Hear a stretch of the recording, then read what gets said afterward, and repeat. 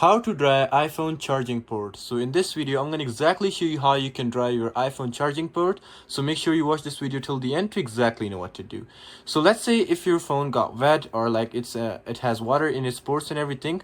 So I'm going to tell you a simple solution for that. What you have to do is just don't stick anything inside it, just like a Q-tip or anything just like that. Don't stick anything inside it. What you need to do is just basically do it just like that and wait for some water. If it has any water in it, it will rinse. If it doesn't, you just gotta wait and put it under a fan, or just wait or put it next to a cooler just like that.